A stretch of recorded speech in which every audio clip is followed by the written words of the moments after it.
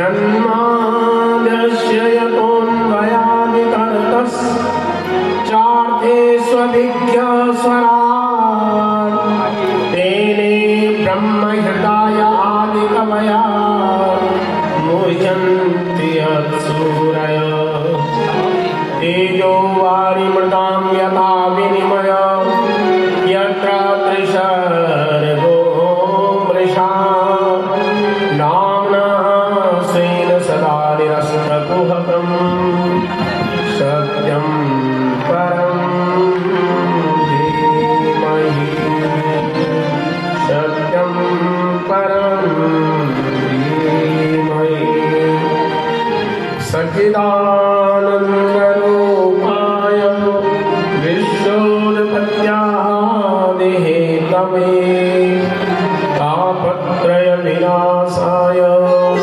श्रीकृष्णाय वयं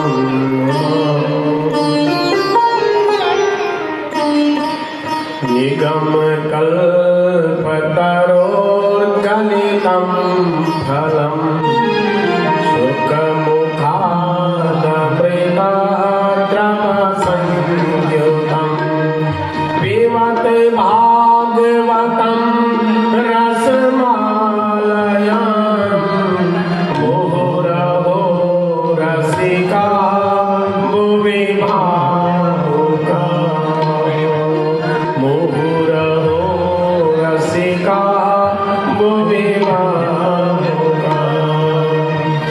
ॐ सच्चिदानन्दरूपाय विश्वोत्पत्त्यादिहेतवे तापत्रयविनाशाय श्रीकृष्णाय वयं नुमः। जय जय श्री राधारमण जय जय नवले किशोर जय गोपी चितचोर प्रभु जय जय माखन चोर। श्री वृंदावन सोबन नहीं नंदगांव सो ग्राम बंसी बट सो बट नहीं कृष्ण नाम सो नाम। श्री कृष्ण गोविंद हरे मुरारे हे नाथे नारायण वासुदेवा। श्री कृष्ण गोविंद हरे मुरारे हे नाथ नारायण वासुदेवा। श्री कृष्ण गोविंद हरे मुरारे हे नाथ नारायण वासुदेवा। प्रेम से सभी लोग बोलिए गोविंद हरे मुरारे हे नाथ नारायण वासुदेवा। श्री कृष्ण गोविंद हरे मुरारे हे नाथ नारायण वासुदेवा। श्री कृष्ण गोविंद हरे मुरारे हे नाथ नारायण वासुदेवा। गोविंद मेरी यह प्रार्थना है बोलो ना मैं कभी नाम तुम्हारा। गोविंद मेरी यह प्रार्थना है बोलो ना मैं नाम कभी तुम्हारा। ये नाम तेरे दिन रात गाओ गोविंद नाम दर मात वेदी। ये नाम तेरे दिन रात गाओ गोविंद दामोदर माधवेति। श्री कृष्ण गोविंद हरे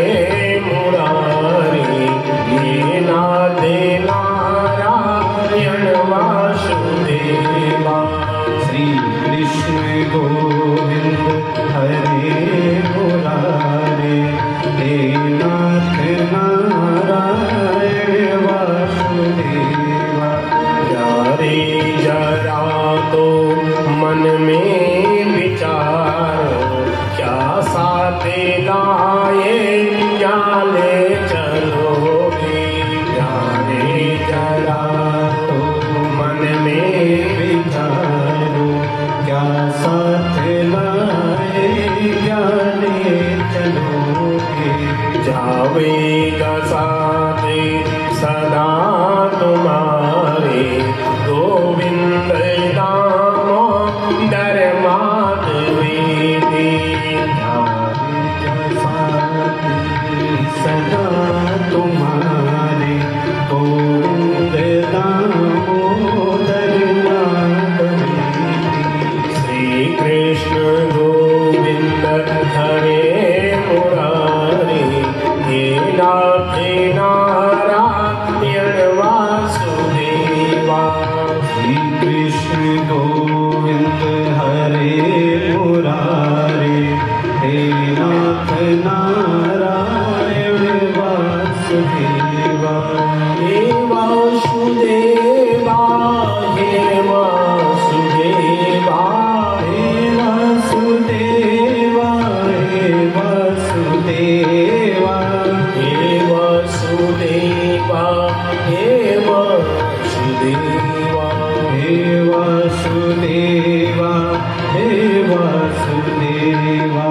श्री कृष्ण गोविंद हरे मुरारे हे नाथ नारायण वासुदेवा। श्री कृष्ण गोविंद हरे मुरारे हे नाथ नारायण वासुदेवा।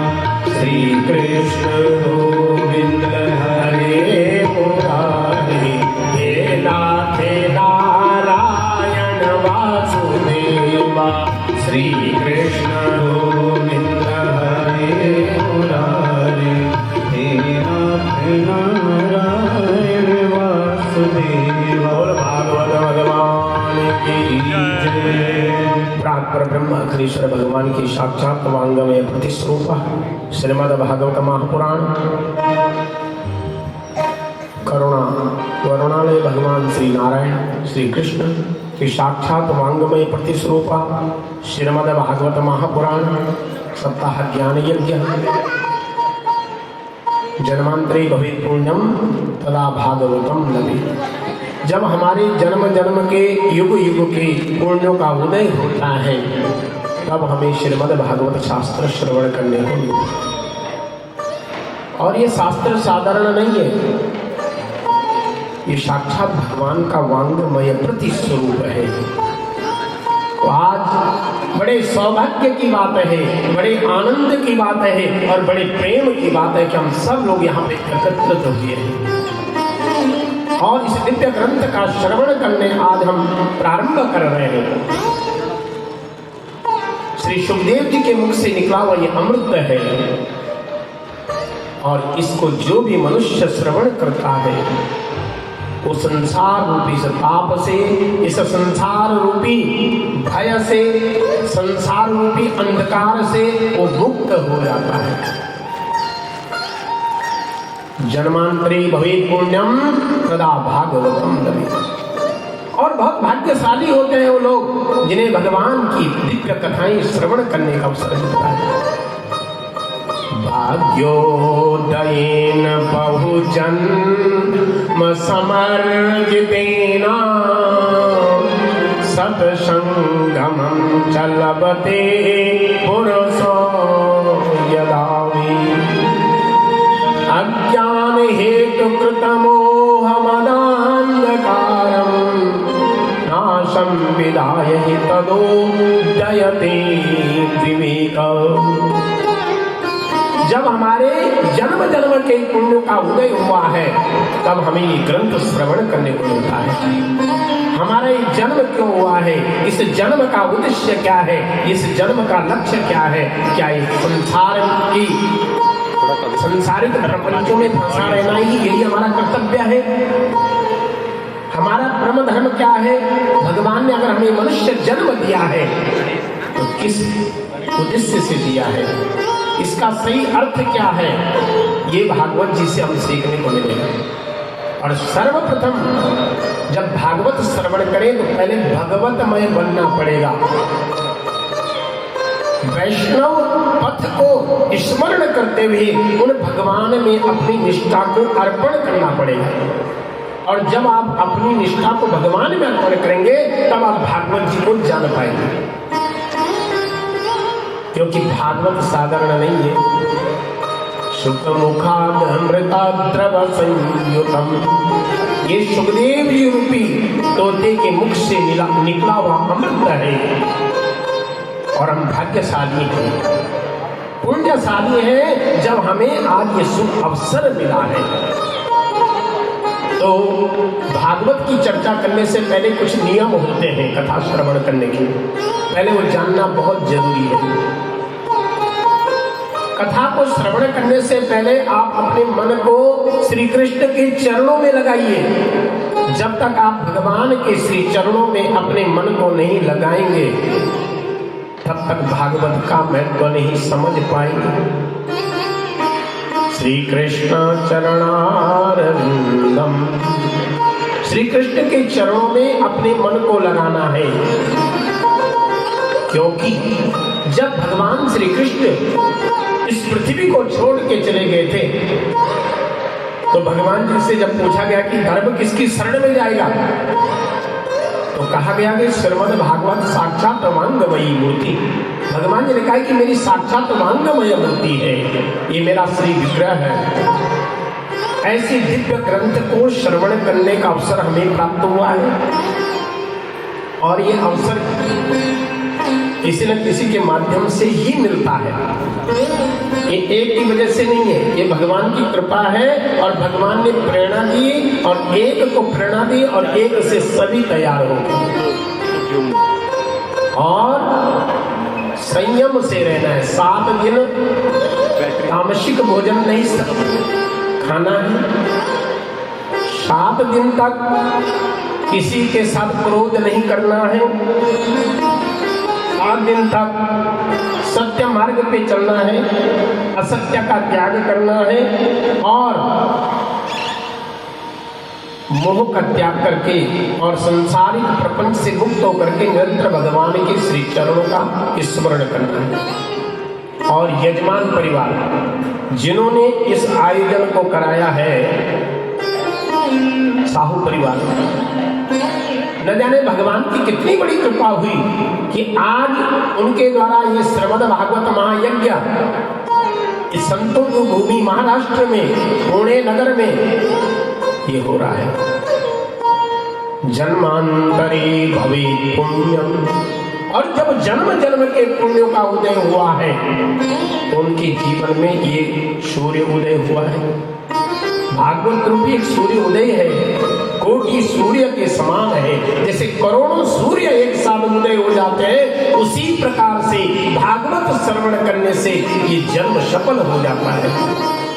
तो आज यजमान परिवार नीलकंठ साहू जी, उनकी माता जी जेमामणि साहू जी, उनके भाई जो हैं गणेश साहू जी हैं, भाभी जी स्वर्णलता साहू जी हैं और भतीजी लिप्सा हैं, भाई सुरेश साहू जी हैं, हरिप्रिया साहू हैं, आशुतोष साहू हैं, रमेश जी साहू,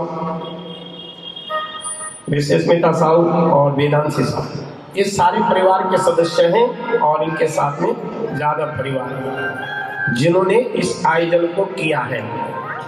और ये उन्हीं के लिए नहीं है, ये 7 दिन जो आप भागवत रूपी से गंगा का श्रवण करने वाले हैं, ये सिर्फ उनके लिए नहीं है, ये पूरे समाज के कल्याण के लिए होने वाला है। क्योंकि जब सुखदेव जी महाराज ने भागवत सुनाई थी तो सिर्फ राजा परीक्षित का ही उद्धार नहीं हुआ, जितने लोगों ने भी वहां पे कथा का श्रवण किया सबका उद्धार हुआ है। तो 7 दिन आपको क्या करना है? जय श्री राधे, जय श्री कृष्ण, इस जप को करते रहे। जब जब राधे राधे बोले तब तब बोलते जाइए, क्योंकि जितनी बार आप भगवान का स्मरण करेंगे, राधा रानी साक्षात कौन है? श्री कृष्ण का ही रूप है। भगवान श्री कृष्ण और राधा कोई अलग नहीं है, एक ही विग्रह के 2 रूप हैं, एक राधा बन गए, एक श्याम बन गए।